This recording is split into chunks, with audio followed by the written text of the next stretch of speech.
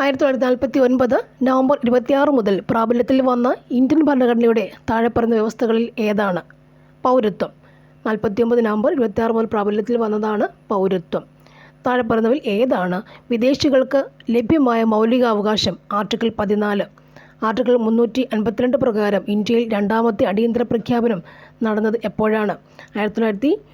1971. താഴെപ്പറയുന്ന ഇനങ്ങളിൽ ഏതാണ് 7ാം ഷെഡ്യൂളിൻ്റെ കൺകറന്റ് ലിസ്റ്റിലുള്ളത്? സാമൂഹിക സുരക്ഷയും സാമൂഹിക ഇൻഷുറൻസും. ഇന്ത്യ റിപ്പബ്ലിക് ദിനം ആഘോഷിച്ചപ്പോൾ റിപ്പബ്ലിക് ദിന പരേഡിലെ മുഖ്യാതിഥി ആരായിരുന്നു? ഇന്തോനേഷ്യയുടെ പ്രസിഡന്റ് സുകാർണോ ആയിരുന്നു. ഈ ക്രാന്ത് എന്ന പദം ഡാഷ് ബന്ധപ്പെട്ടിരിക്കുന്നു. സേവനങ്ങളുടെ ഇലക്ട്രോണിക് ഡെലിവറി. ആരാണ് ഇന്ത്യയുടെ മുഖ്യ വിവരാവകാശ കമ്മീഷണർക്കുള്ള കമ്മിറ്റിയിലെ അംഗം? ലോക്സഭയിലെ പ്രതിപക്ഷ നേതാവ്. Security commission